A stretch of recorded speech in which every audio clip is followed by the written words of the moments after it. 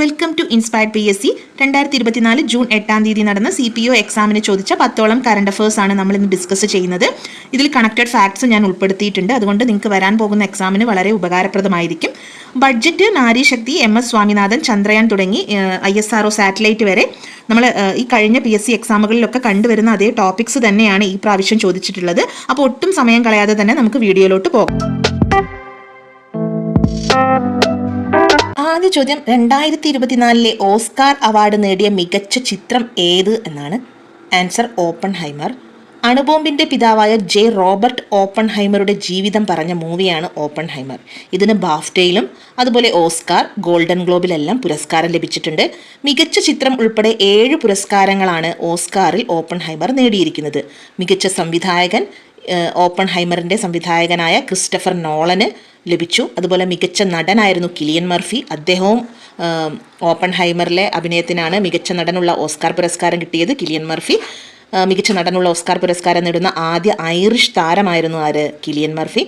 മികച്ച നടി എന്ന് പറയുന്നത് എമ്മ സ്റ്റോൺ ആണ്. എമ്മ സ്റ്റോൺ പുവർ തിങ്സിലെ അഭിനയത്തിനാണ് എമ്മ സ്റ്റോണിന് ഓസ്കാർ ലഭിച്ചത്.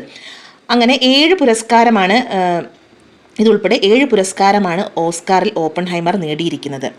അതുപോലെ ഓസ്കാറിൻ്റെ മികച്ച തിരക്കഥയായിരുന്നു അനാട്ടമി ഓഫ് ഫോൾ. നിങ്ങൾക്ക് കാണാം, ഈ അനാട്ടമി ഓഫ് ഫോൾ എന്ന് പറയുന്നത് എന്താണ്, ഓസ്കാറിലെ മികച്ച തിരക്കഥയായിരുന്നു. അതുപോലെ ബാഫ്റ്റയിലെ മികച്ച തിരക്കഥയായിരുന്നു. ഗോൾഡൻ ഗ്ലോബിലും മികച്ച തിരക്കഥ, അതായത് ഗോൾഡൻ ഗ്ലോബിലും ബാഫ്റ്റയിലും ഓസ്കാറിലും ഒക്കെ മികച്ച തിരക്കഥയ്ക്കുള്ള അവാർഡ് ലഭിച്ച മൂവിയാണ് അനാട്ടമി ഓഫ് ഫാൾ. ഇനി ഇതിൻ്റെ വേറൊരു പ്രത്യേകത, ഗോൾഡൻ ഗ്ലോബിൽ മികച്ച അന്യഭാഷാ ചിത്രവും ഏതായിരുന്നു, അനാട്ടമി ഓഫ് ഫോൾ ആയിരുന്നു. ഇനി വാർ ഈസ് ഓവർ എടുത്തു കഴിഞ്ഞിട്ടുണ്ടെങ്കിൽ ഇത് ഓസ്കാറിലെ മികച്ച ആനിമേറ്റഡ് ഷോർട്ട് ഫിലിമാണ്. വാർ ഈസ് ഓവർ എന്ന് പറയുന്നത് ആനിമേറ്റഡ് ഷോർട്ട് ഫിലിമാണ്. ഓസ്കാർ പുരസ്കാരം ലഭിച്ചിട്ടുണ്ട്. പുവർ തിങ്സ് നോക്കുകയാണെങ്കിൽ എമ്മ സ്റ്റോൺ, മികച്ച നടിക്കുള്ള ഓസ്കാർ പുരസ്കാരം നേടിയ എമ്മ സ്റ്റോൺ അഭിനയിച്ച മൂവിയാണ് പുവർ തിങ്സ്.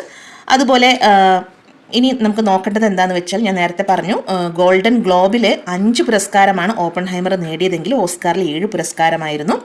അതുപോലെ ബാഫ്റ്റയിലെ മികച്ച സിനിമയാണ് ഏത്, ഓപ്പൺഹൈമർ. ബാഫ്റ്റയിലെ മികച്ച തിരക്കഥയായിരുന്നു anatomy of fall. Golden globe 81ാമത്തെ ഗോൾഡൻ ഗ്ലോബ് എടുത്താലും അതിലെ മികച്ച സിനിമ ഡ്രാമ വിഭാഗത്തിൽ ഓപ്പൺഹൈമർ ആയിരുന്നു. മ്യൂസിക്കൽ കോമഡി വിഭാഗം നോക്കുകയാണെങ്കിൽ അതിൽ ഗോൾഡൻ ഗ്ലോബിൽ മ്യൂസിക്കൽ കോമഡി വിഭാഗത്തിൽ കിട്ടിയത് പുവർ തിങ്സിനാണ്. ഗോൾഡൻ ഗ്ലോബിലെ അന്യഭാഷാ ചിത്രത്തിനുള്ള പുരസ്കാരം ലഭിച്ചത് അനാട്ടമി ഓഫ് ഫോൾ ആണ്. ഗോൾഡൻ ഗ്ലോബിലെ മികച്ച നടനും കിലിയൻ മർഫിയാണ്. നടി എമ്മ സ്റ്റോൺ ആണ്. അപ്പം ആകെ കുറച്ച് പേര് മാത്രം പഠിച്ചു വെച്ചാൽ മതി. ബാഫ്റ്റ ആയാലും ഗോൾഡൻ ഗ്ലോബ് ആയാലും ഓസ്കാർ ആയാലും മികച്ച സിനിമ ഓപ്പൺഹൈമർ തന്നെയാണ്. സംവിധാനവും ക്രിസ്റ്റഫർ നോളൻ, ഓപ്പൺഹൈമറിന്റെ ക്രിസ്റ്റഫർ നോളൻ തന്നെയാണ് സംവിധായകനും. നടന് നോക്കുകയാണെങ്കിൽ കിലിയൻ മർഫി തന്നെയാണ് 3 വിഭാഗത്തിൽ, അതായത് ഓസ്കാറിലും ബാഫ്റ്റയിലും ഗോൾഡൻ ഗ്ലോബിലൊക്കെ നടന് കിലിയൻ മർഫി തന്നെയായിരുന്നു. നടി എമ്മ സ്റ്റോൺ തന്നെയാണ്. ഗോൾഡൻ ഗ്ലോബിൽ മ്യൂസിക്കൽ കോമഡി വിഭാഗത്തിലെ മികച്ച നടിയായിരുന്നു എമ്മ. അതുപോലെ ബാഫ്റ്റയിലെ നടിയും ആരാണ്, എമ്മ സ്റ്റോൺ ആണ്.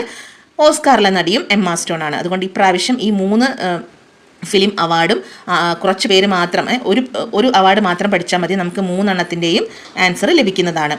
ഇത്രയാണ് ഓസ്കാറിനെ പറ്റിയിട്ട് പറയാനുള്ളത്. വാർ ഈസ് ഓവർ എന്ന് പറയുന്നത് എന്താണ്? വാർ ഈസ് ഓവർ മികച്ച ഷോർട്ട് ഫിലിമാണ്. മികച്ച ആനിമേറ്റഡ് ഷോർട്ട് ഫിലിം ആയിരുന്നു വാർ ഈസ് ഓവർ എന്ന് പറയുന്നത്. ഓക്കെ. രണ്ടാമത്തെ ചോദ്യം, IMA നടപ്പിലാക്കിയ ഹെൽപ്പിംഗ് ഹാൻഡ്സ് എന്ന പദ്ധതിയുടെ ലക്ഷ്യം എന്താണെന്ന. അപ്പോൾ ആൻസർ, ഡോക്ടർമാർക്കും മെഡിക്കൽ വിദ്യാർത്ഥികൾക്കും ആത്മഹത്യാ പ്രതിരോധം നൽകുക.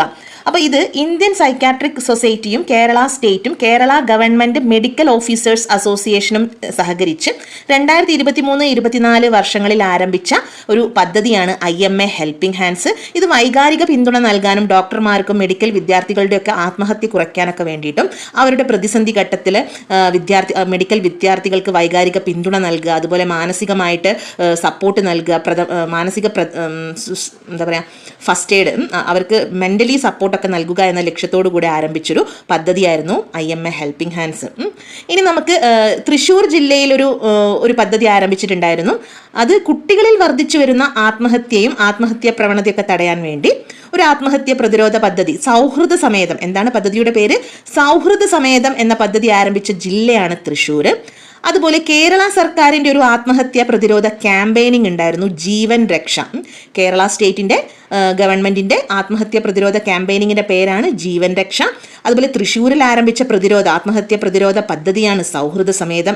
സ്കൂൾ വിദ്യാർത്ഥികളുടെ പരീക്ഷാ പേടി മാറ്റാൻ കേരള പൊതുവിദ്യാഭ്യാസ വകുപ്പ് ഹയർ സെക്കൻഡറി വിഭാഗം ആരംഭിച്ച ടോൾ ഫ്രീ ഹെൽപ്പ് ലൈൻ അല്ലെങ്കിൽ കൗൺസിലിംഗ് പരിപാടിയാണ് വി ഹെൽപ്പ്. നമുക്ക് ഓപ്ഷനിൽ കാണാം ശ്രീ കപിൽ കപൂർ.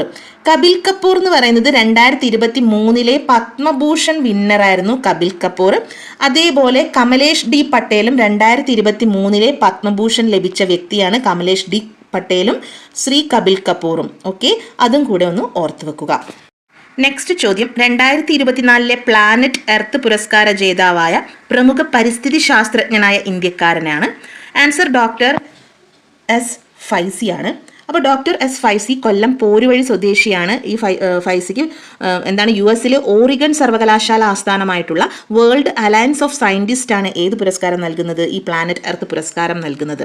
ഓക്കെ, അതുപോലെ ഇതിൻ്റെ കൂടെ ഓർത്ത് വെക്കേണ്ട ഒരു കാര്യമാണ് ചാമ്പ്യൻസ് ഓഫ് ദ എർത്ത് പുരസ്കാരം. ഇത് ഐക്യരാഷ്ട്രസഭ നൽകുന്ന ഐക്യരാഷ്ട്രസഭയുടെ ഹയസ്റ്റ് എൻവയോൺമെന്റ് അവാർഡാണ്. പരമോന്നത പരിസ്ഥിതി ബഹുമതിയായ ചാമ്പ്യൻസ് ഓഫ് ദ എർത്ത് പുരസ്കാരം ലഭിച്ച ഇന്ത്യൻ വന്യജീവി ശാസ്ത്രജ്ഞയായിരുന്നു ഡോക്ടർ പൂർണിമ ദേവി ബർമൻ. ഇതും ഒന്ന് ഓർത്ത് വെക്കേണ്ടതാണ്. ഇന്ത്യക്കാരിയാണ്, പൂർണിമ ദേവി ബർമനാണ് ചാമ്പ്യൻസ് ഓഫ് ദ എർത്ത് പുരസ്കാരം. ഇത് കഴിഞ്ഞ വർഷം ലഭിച്ചതായിരുന്നേ.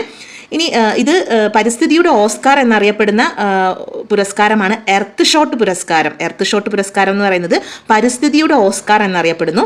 ഇത് 2022 നേടിയൊരു ഇന്ത്യൻ കമ്പനിയാണ് കെയ്ത്തി. തെലങ്കാന ബേസ്ഡ് ആയിട്ടുള്ള ഒരു കമ്പനിയായിരുന്നു കെയ്ത്തി. അപ്പോൾ എർത്ത് ഷോട്ട് പുരസ്കാരം ലഭിച്ച ഇന്ത്യൻ കമ്പനിയാണ് കെയ്ത്തി എന്നും കൂടെ ഓർത്തു വെക്കുക. അടുത്ത ചോദ്യം, ചന്ദ്രനിലെ ശിവശക്തി പോയിന്റ് ഏത് 2 ഗർത്തത്തിനിടയിലാണ് സ്ഥിതി ചെയ്യുന്നത് എന്നാണ്. ആൻസർ മാൻസിനൻ സിയും സിംപെലിയസ് എന്നും. മാൻസിനൻ സിയും സിംപെലിയസ് എന്നുമാണ്. അപ്പോൾ ഇതിൽ ഓപ്ഷനിൽ കാണുന്ന നോബൽ, കാബിയസ്, ഫൗസ്റ്റിനി, ഹാവോർത്ത്, ഗെർലാഷെ, സ്വെർഡപ്പ് ഇതെല്ലാം ചന്ദ്രൻ്റെ ദക്ഷിണ ധ്രുവത്തിൽ കാണപ്പെടുന്ന ഗർത്തങ്ങളാണ്. ഓക്കെ, അപ്പം ഇത് ദക്ഷിണ ധ്രുവത്തോട് ചേർന്ന് നിൽക്കുന്ന ഗർത്തങ്ങളാണ്. ഇതിൻ്റെ കൂടെ തന്നെ ഷൂമേക്കറും ഓർത്ത് വെക്കുക. ഷൂമേക്കറും ദക്ഷിണ ധ്രുവത്തോട് കാണപ്പെടുന്ന ഒരു ഗർത്തമാണ്. പിന്നെ ഇതിൽ ദക്ഷിണ ധ്രുവത്തിലെ ഒരുപാട് തടങ്ങളും ഗർത്തങ്ങളും കൊടുമുടികളും പർവ്വതങ്ങളൊക്കെ കാണപ്പെടുന്നുണ്ട്. അപ്പോൾ എയ്റ്റ്കൻ എന്ന് പറയുന്നത് എയ്റ്റ്കൻ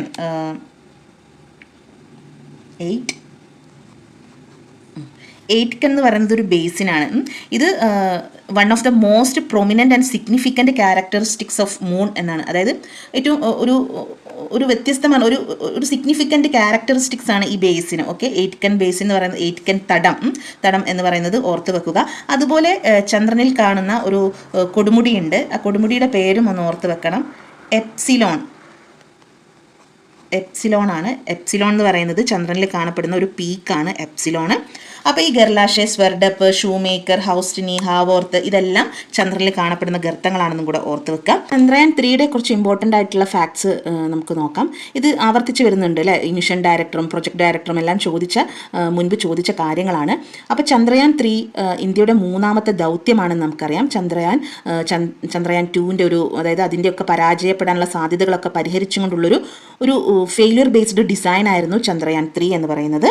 അപ്പോൾ 2023 ജൂലൈ 14 സതീഷ് ധവാൻ സ്പേസ് സെൻറ്ററിൽ നിന്നും, അതായത് ശ്രീഹരിക്കോട്ടയിലെ സതീഷ് ധവാനിൽ നിന്നും നമ്മൾ വിക്ഷേപിച്ചു. LVM-3 M4ലാണ് വിക്ഷേപിച്ചത്. ഇത് ഭ്രമണപഥത്തിലെത്തിയത് 2023 ഓഗസ്റ്റ് 5-നാണ്. 2023 ഓഗസ്റ്റ് 23-ന് ചന്ദ്രൻ്റെ ഉപരിതലത്തിൽ ഇറങ്ങി. അപ്പോൾ ഫസ്റ്റ് വന്ന മെസ്സേജ് എന്ന് പറയുന്നത് I am feeling lunar gravity. ഇതായിരുന്നു ചന്ദ്രൻ്റെ അല്ലേ, I am feeling lunar gravity എന്നായിരുന്നു ആ ഒരു ചന്ദ്രയാൻ 3യിൽ നിന്നും വന്ന മെസ്സേജ്. ഞാൻ ചന്ദ്രൻ്റെ ഗുരുത്വാകർഷണം അനുഭവിക്കുന്നു. ഓക്കെ, ഇത് 41 ദിവസത്തെ യാത്രയ്ക്ക് ശേഷമാണ് ദക്ഷിണ ധ്രുവത്തിൽ എത്തുന്നത്. ഇതോടുകൂടെ നമ്മൾ ചന്ദ്രൻ്റെ ദക്ഷിണ ധ്രുവത്തിൽ ഇറങ്ങുന്ന, അതായത് സോഫ്റ്റ് ലാൻഡിങ് നടത്തുന്ന ആദ്യത്തെ രാജ്യമായിട്ട് മാറി. ദക്ഷിണ ധ്രുവത്തിൽ സോഫ്റ്റ് ലാൻഡിങ് നടത്തുന്ന ആദ്യത്തെ രാജ്യമായിട്ട് ഇന്ത്യ മാറി. ഇനി അതുപോലെ നമ്മൾ 4ാമത്തെ രാജ്യമാണ്, അതായത് ചന്ദ്രനിൽ സോഫ്റ്റ് ലാൻഡിങ് നടത്തുന്ന 4ാമത്തെ രാജ്യമാണ് ഇന്ത്യ. അതായത് റഷ്യ, US, ചൈനയ്ക്കൊക്കെ ശേഷം 4ാമതായിട്ട് ഇന്ത്യ ചന്ദ്രനിൽ പേടകമിറക്കി. ചന്ദ്രയാൻ 3ൻ്റെ ലാൻഡർ ചോദിച്ച വിക്രമും റോവർ പ്രഗ്യാനുമായിരുന്നു. Project director P Veeramuthuvel. അതുപോലെ മിഷൻ ഡയറക്ടർ ആരാന്ന് ചോദിച്ചാൽ മോഹനകുമാർ ആയിരുന്നു. ഇനി ചന്ദ്രയാൻ 2വിൻ്റെ അതായത് വിക്രം ലാൻഡർ ഇടിച്ചിറങ്ങിയ സ്ഥലമാണ് തിരങ്ക എന്ന് പറയുന്നത് ചന്ദ്രയാൻ 2വിൻ്റെ വിക്രം ലാൻഡർ ഇടിച്ചിറങ്ങിയ സ്ഥലമാണെന്ന് ഓർത്ത് വെക്കുക. തിരങ്ക. അതുപോലെ ചന്ദ്രയാൻ 1ന്റെ ക്രാഷ് ലാൻഡ് ചെയ്ത സ്ഥലമാണ് ജവഹർ പോയിന്റ് എന്നതും കൂടെ ഓർത്ത് വെക്കണം. ഇതിൽ ഈ ഷാക്കിൾട്ടൺ ഗർത്തത്തിലാണ് അന്ന് ചന്ദ്രയാൻ 1 ഇടിച്ചിറങ്ങിയത്. 2008 നവംബറിലാണ് അന്ന് ഇറങ്ങിയത്. ഷാക്കിൾട്ടൺ ഗർത്തത്തിലായിരുന്നു ചന്ദ്രയാൻ 1 ഇറങ്ങിയത്. അടുത്ത ചോദ്യം ബഡ്ജറ്റ് റിലേറ്റഡ് ആണ്. 2024-25 യൂണിയൻ ബഡ്ജറ്റ് പാർലമെന്റിൽ അവതരിപ്പിച്ചത് ആരാണ് എന്ന ചോദ്യം. അപ്പം നിർമ്മല സീതാരാമൻ. ഈ 2024-25 ബഡ്ജറ്റ് ഇടക്കാല ബഡ്ജറ്റായിരുന്നു. ഫെബ്രുവരി 1 അവതരിപ്പിച്ചത്. നിർമ്മല സീതാരാമന്റെ 6ാമത്തെ ബഡ്ജറ്റായിരുന്നു. 56 മിനിറ്റ് നീളമുള്ള 6ാമത്തെ ബഡ്ജറ്റ് സീതാരാമൻ അവതരിപ്പിച്ച ഏറ്റവും ചെറിയ ബഡ്ജറ്റായിരുന്നു ഇത്. അതുപോലെ നിർമ്മല സീതാരാമന്റെ ദൈർഘ്യമേറിയ ബഡ്ജറ്റ് അവതരിപ്പിച്ചത് 2020 162 മിനിറ്റ് ദൈർഘ്യമുള്ള ബഡ്ജറ്റായിരുന്നു അത്. 2024 ബഡ്ജറ്റിന്റെ ലക്ഷ്യം എന്ന് പറയുന്നത് 2047 വികസിത ഇന്ത്യ എന്നതായിരുന്നു ലക്ഷ്യം. അപ്പം ഈ ഒരു 6ാമത്തെ ബഡ്ജറ്റോടുകൂടെ പി ചിദംബരത്തിന്റെയും മൻമോഹൻ സിംഗിന്റെയും യശ്വന്ത് സിൻഹ, അരുൺ ജെയ്റ്റ്ലി തുടങ്ങിയ മുൻ ധനമന്ത്രിമാരുടെ 5 ബഡ്ജറ്റാണ് അവതരിപ്പിച്ചത്. അവരുടെ ഈ റെക്കോർഡാണ് നിർമ്മല സീതാരാമൻ മറികടന്നത്. നമുക്കറിയാം ഏറ്റവും അധികം ബഡ്ജറ്റ് അവതരിപ്പിച്ച റെക്കോർഡ് മൊറാർജി ദേശായിക്കാണ് അല്ലേ. 10 ബഡ്ജറ്റാണ് അദ്ദേഹം അവതരിപ്പിച്ചത്. ഇനി തുടർച്ചയായിട്ട് ഏറ്റവും കൂടുതൽ ബഡ്ജറ്റ് അവതരിപ്പിച്ച ആരാന്ന് ചോദിച്ചിട്ടുണ്ടെങ്കിൽ അത് സി ഡി ദേശ്മുഖാണ് ഏറ്റവും കൂടുതൽ ബഡ്ജറ്റ് തുടർച്ചയായിട്ട് അവതരിപ്പിച്ചിരിക്കുന്നത്. നെക്സ്റ്റ്, നാരി ശക്തി വന്ദൻ അധിനിയം ബില്ല് ലോകസഭ പാസ്സാക്കിയത് എന്നാണ്. അപ്പം വനിതാ സംവരണ നിയമം 2023 ഇറങ്ങിയ വനിതാ സംവരണ നിയമം ലോകസഭ പാസ്സാക്കിയത് 2023 സെപ്റ്റംബർ 20 ഓക്കെ. അപ്പം ലോകസഭ, നിയമസഭ, ഡൽഹി നിയമസഭ എന്നിവിടങ്ങളിൽ 33% വനിതാ സംവരണം ഉറപ്പാക്കുന്ന നിയമമാണ് നാരി ശക്തി വന്ദൻ അധിനിയം. ഇത് അവതരിപ്പിച്ചത് അർജുൻ രാം മേഘ്വാൾ ആണ്. കേന്ദ്ര നിയമമന്ത്രിയായിരുന്നു. ലോകസഭ പാസ്സാക്കിയത് സെപ്റ്റംബർ 20. അതുപോലെ ലോകസഭയിൽ ബില്ല് അവതരിപ്പിച്ചത് സെപ്റ്റംബർ 19 ബില്ല് അവതരിപ്പിച്ചത്. രാജ്യസഭ പാസ്സാക്കിയത് സെപ്റ്റംബർ 21, 2023 രാഷ്ട്രപതി ഒപ്പുവെച്ചത് സെപ്റ്റംബർ 28, 2023 ഇത് 106ാമത്തെ കോൺസ്റ്റിറ്റ്യൂഷണൽ അമെൻമെന്റ് ആക്ട് ആയിട്ടാണ് വന്നത്. 106ാമത്തെ ഭരണഘടനാ ഭേദഗതിയാണിത്. 128ാമത്തെ ഭരണഘടനാ ഭേദഗതി ബില്ല് ചോദിച്ച 128ഉം ഭേദഗതി 106ാമത്തെ ഭേദഗതിയുമാണ്. അപ്പോൾ രാജ്യസഭ, സംസ്ഥാന നിയമസഭാ കൗൺസിൽ, പോണ്ടിച്ചേരി നിയമസഭ എന്നിവിടങ്ങളിൽ ഈ നിയമം ബാധകമല്ല. നേരത്തെ പറഞ്ഞു ലോകസഭ, നിയമസഭ, ഡൽഹി നിയമസഭയിലൊക്കെ 33% വനിതാ സംവരണം ഉറപ്പാക്കുന്ന നിയമമാണിത്. ഇത് രാജ്യസഭയിലും സംസ്ഥാന നിയമസഭാ കൗൺസിലിലും പോണ്ടിച്ചേരി നിയമസഭയിലും ഒന്നും ബാധകമല്ല. ഇനി 106ാമത്തെ ഭേദഗതിയിലൂടെ നമ്മുടെ ഭരണഘടനയിൽ ചേർത്ത അനുച്ഛേദങ്ങളാണ് 330A-യും 332A, 334A. 330A ലോകസഭയിൽ വനിതാ സംവരണം ഉറപ്പുവരുത്തുന്നു. 332A സംസ്ഥാന നിയമസഭയിൽ വനിതാ സംവരണം ഉറപ്പുവരുത്തുന്നു. 334A ഈ നിയമത്തിന്റെ കാലാവധി നിലവിൽ വന്ന് 15 വർഷ കാലയളവിലേക്കാണെന്നാണ് പറയുന്നത്. 334A പ്രകാരം എന്താണ് കാലാവധി? ഇത് നിലവിൽ വന്ന് 15 വർഷ കാലത്തേക്കാണെന്ന് പറയുന്നു. 106ാം ഭരണഘടനാ ഭേദഗതിയിലൂടെ ഭേദഗതി വരുത്തിയ ഒരു ആർട്ടിക്കിളാണ് 239AA സബ്സെക്ഷൻ 2BA. ഇത് ഡൽഹി നിയമസഭയിലെ വനിതാ സംവരണം ഉറപ്പുവരുത്തുകയാണ് ചെയ്യുന്നത്. ഓക്കെ, അങ്ങനെ രാജ്യസഭ, സംസ്ഥാന നിയമസഭാ കൗൺസിൽ, പോണ്ടിച്ചേരി നിയമസഭ എന്നിവിടങ്ങളിൽ ഈ നിയമം ബാധകമല്ല. ഇത് കൃത്യമായും ഓർത്തു വെക്കേണ്ട ഒരു കാര്യമാണ്. സംസ്ഥാന നിയമസഭാ കൗൺസിലിൽ വനിതാ സംവരണ നിയമം, അതായത് 33% ബാധകമല്ല. അടുത്ത ചോദ്യം, എൻഡോസൾഫാൻ ബാധിതർക്ക് വേണ്ടി കേരള സാമൂഹ്യ സുരക്ഷാ മിഷൻ നടത്തുന്ന പ്രതിമാസ ധനസഹായ പദ്ധതിയാണ് സ്നേഹ സാന്ത്വനം. എൻഡോസൾഫാൻ ദുരിതബാധിതർക്ക് വേണ്ടിയിട്ട് സെക്രട്ടേറിയറ്റിന് മുന്നിലൊക്കെ നിരാഹാര സമരം നടത്തിയൊരു സാമൂഹിക പ്രവർത്തകയായിരുന്നു ദയാബായി. അതുപോലെ എൻഡോസൾഫാൻ സമരനായികയാണ് ലീലാകുമാരി, ഓർത്തു വെക്കുക.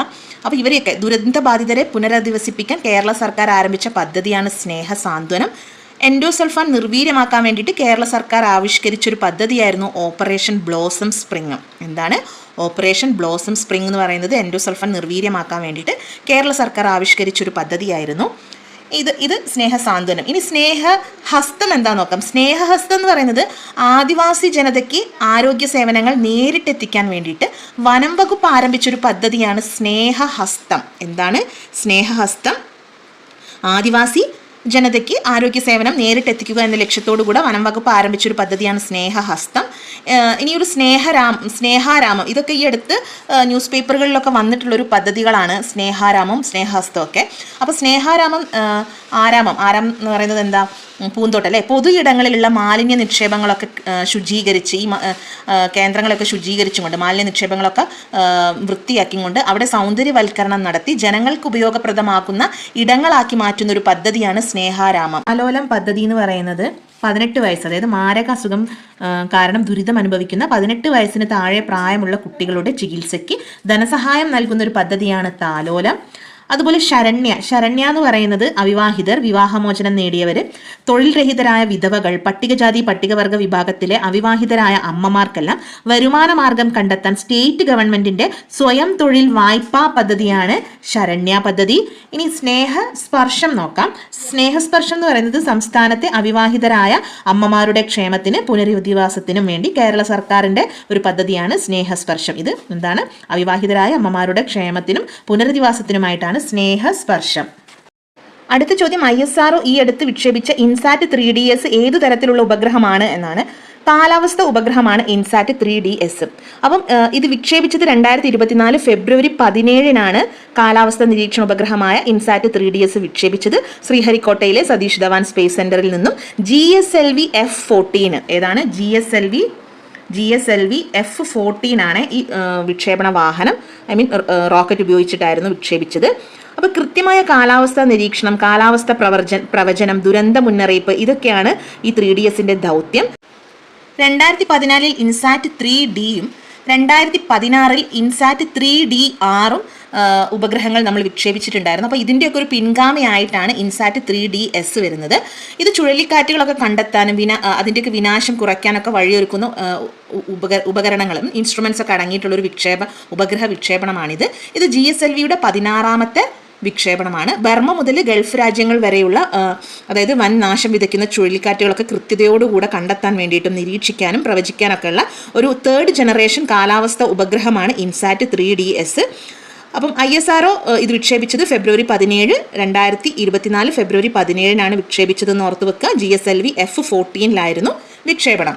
സരസ്വതി സമ്മാൻ സംബന്ധിച്ചൊരു ചോദ്യം ഉണ്ടായിരുന്നു. ഇന്ത്യൻ ഭാഷകളിലെ മികച്ച സാഹിത്യ സൃഷ്ടിക്ക് നൽകി വരുന്ന സരസ്വതി സമ്മാൻ പുരസ്കാരം ലഭിച്ച ആരെല്ലാം എന്നാണ്.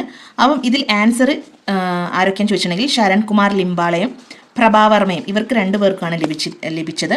ഇതിൽ ആശാപൂർണദേവി ഓപ്ഷനിൽ കാണാം. ജ്ഞാനപീഠം നേടിയ ആദ്യ വനിതയാണ്. 1976 ജ്ഞാനപീഠം നേടിയ ആദ്യ വനിതയാണ് ആശാപൂർണദേവി. ഇനി ശരൺകുമാർ ലിംബാള 2020 സനാതൻ എന്ന് പറഞ്ഞ കൃതിക്ക് സരസ്വതി സമ്മാൻ ലഭിക്കുന്നത്. അതുപോലെ 2021 രാംധരഷ് മിശ്രയായിരുന്നു മേ തോ യഹാഹും. രാംധരഷ് മിശ്രയ്ക്കായിരുന്നു 2021. പിന്നെ ശിവശങ്കരി 2022 ശിവശങ്കരിക്കും സൂര്യവംശം എന്ന് പറഞ്ഞ കൃതിക്കാണ് 2022 കിട്ടിയിരിക്കുന്നത്. ഇനി 33ാമത്തെ സരസ്വതി സമ്മാൻ ലഭിച്ച ആളാണ് പ്രഭാവർമ്മ. കവി പ്രഭാവർമ്മയ്ക്കാണ് രൗദ്രസാത്വികം എന്ന് പറഞ്ഞ കാവ്യാഖ്യായികയ്ക്കാണ് 33ാമത്തെ സരസ്വതി സമ്മാൻ ലഭിച്ചിരിക്കുന്നത്. അപ്പോൾ KK ബിർള ഫൗണ്ടേഷനാണ് സരസ്വതി സമ്മാൻ ഏർപ്പെടുത്തുന്നത്. 15 ലക്ഷം രൂപയും കീർത്തിപത്രവും ഫലകമൊക്കെ നൽകുന്നുണ്ട്. 1991 മുതലാണ് ഏർപ്പെടുത്തിയത്. അന്ന് ആദ്യത്തെ സരസ്വതി സമ്മാൻ ലഭിച്ചത് ഹരിവംശറായ് ബച്ചനാണ്. നമ്മുടെ മലയാളി ചോദിക്കുകയാണെങ്കിൽ ആദ്യ മലയാളി ബാലാമണിയമ്മ 1995 ബാലാമണിയമ്മയ്ക്ക് ലഭിക്കുന്നത്. അതിനുശേഷം 2005 അയ്യപ്പ പണിക്കർക്ക് ലഭിച്ചു. 2012 സുഗതകുമാരിയുടെ മണലെഴുത്തിനാണ് സരസ്വതി സമ്മാൻ ലഭിച്ചത് 2012. ഇപ്പോൾ 2024 ആർക്ക് ലഭിച്ചത്? പ്രഭാവർമ്മയ്ക്ക് ലഭിച്ചത്. 12 വർഷങ്ങൾക്ക് ശേഷമാണ് മലയാളത്തിൽ സരസ്വതി സമ്മാൻ ലഭിക്കുന്നതെന്നും കൂടെ ഓർത്ത് വെക്കാം. അപ്പോൾ KK ബിർള ഫൗണ്ടേഷൻ നൽകുന്ന 33ാമത്തെ സരസ്വതി സമ്മാൻ ലഭിച്ചത് കവി പ്രഭാവർമ്മയാണ്. ഇനി 4ാമത്തെ ഓപ്ഷൻ നോക്കിയാൽ ഡോക്ടർ M ലീലാവതി. ഇവർ മലയാള നിരൂപണത്തിൻ്റെ മാതാവ് എന്നറിയപ്പെടുന്ന വനിതയാണ് ഡോക്ടർ M ലീലാവതി. 2023 കൈരളി ഗവേഷക പുരസ്കാരം, സമഗ്ര സംഭാവനയ്ക്കുള്ള ഗവേഷണത്തിനൊക്കെ നൽകുന്ന കൈരളി ഗവേഷക പുരസ്കാരം ലഭിച്ചിട്ടുണ്ടായിരുന്നു. 2021 തകഴി പുരസ്കാരം ലഭിച്ചത് 2021. അതുപോലെ പ്രഥമ വൈഷ്ണവ പുരസ്കാരം ലഭിച്ചത് ഡോക്ടർ M ലീലാവതിക്കായിരുന്നു. ഇനി വർണ്ണരാജി, നവതരംഗം എന്നൊക്കെ പറയുന്നത് ഡോക്ടർ M ലീലാവതിയുടെ നിരൂപണ കൃതികളാണ്. വർണ്ണരാജിയും നവതരംഗമൊക്കെ. അപ്പം മലയാള നിരൂപണത്തിന്റെ മാതാവാണ് ആര്? Doctor M Leelavathi. അടുത്ത ചോദ്യം, ഹരിത വിപ്ലവത്തിന്റെ പിതാവ് എന്നറിയപ്പെടുന്നത് ആര്? Swaminathan, doctor MS Swaminathan. അപ്പോൾ ഈ കഴിഞ്ഞ PSCയുടെ എക്സാം നമ്മൾ പരിശോധിച്ച് നോക്കുമ്പോൾ MS സ്വാമിനാഥനും ഈ ഒരുപാട് റിപ്പീറ്റഡ് ആയിട്ടുള്ള ചോദ്യങ്ങൾ വരുന്നുണ്ട് അല്ലേ. അപ്പോൾ എം എസ് സ്വാമിനാഥൻ്റെ ഡീറ്റെയിൽസ് നോക്കാം. ഇന്ത്യൻ ഹരിത വിപ്ലവത്തിൻ്റെ പിതാവാണ്. യുണൈറ്റഡ് നേഷൻ എൻവയോൺമെൻറ്റ് പ്രോഗ്രാം ഇദ്ദേഹത്തെ വിശേഷിപ്പിച്ചത് എക്കണോമിക് എക്കോളജിയുടെ പിതാവ് എന്നാണ്. അപ്പം നാഷണൽ അഗ്രികൾച്ചറൽ കമ്മീഷൻ അധ്യക്ഷനായ ആദ്യത്തെ മലയാളിയാണ് doctor M S Swaminathan. National agricultural കമ്മീഷന്റെ അധ്യക്ഷനായ ആദ്യ മലയാളി. അതുപോലെ അന്താരാഷ്ട്ര നെല്ല് ഗവേഷണ കേന്ദ്രത്തിലെ അധ്യക്ഷനായ ആദ്യ ഇന്ത്യക്കാരനാണ്. വേൾഡ് ഫുഡ് പ്രൈസ് ലഭിച്ച ആദ്യ ഇന്ത്യക്കാരൻ 1987 വേൾഡ് ഫുഡ് പ്രൈസ് ലഭിച്ച ആദ്യ ഇന്ത്യക്കാരനാണ് ഡോക്ടർ എം എസ് സ്വാമിനാഥൻ. അദ്ദേഹം വികസിപ്പിച്ച ഗോതമ്പിനമാണ് സർബതി സോണോറോ. സർബതി സോണോറ 64 അദ്ദേഹം വികസിപ്പിച്ച ഒരു ഗോതമ്പിനമാണ്. അപ്പോൾ 2023 സെപ്റ്റംബർ 28 അദ്ദേഹം അന്തരിച്ചത്. 2024 മരണാനന്തര ബഹുമതിയായി ഭാരതരത്നം നൽകി ആദരിച്ചിട്ടുണ്ട്. ഓസ്കാർ, ബഡ്ജറ്റ്, അതുപോലെ നാരി ശക്തി വന്ദൻ അധിനിയം, ചന്ദ്രയാന്, ISRO satellites, M S Swaminathan, ഇതെല്ലാം റിപ്പീറ്റഡ് ആയിട്ട് വന്ന ടോപ്പിക്സ് ആണ്. അപ്പോൾ PYQ പഠിക്കുക അല്ലെങ്കിൽ അത് സംബന്ധിച്ചിട്ടുള്ള കണക്റ്റഡ് ഫാക്ട്സ് എല്ലാം നോക്കുക എന്ന് പറയുന്നത് ഇനി വരാൻ പോകുന്ന എക്സാമിന് വളരെ ഉപകാരപ്രദമാണ്.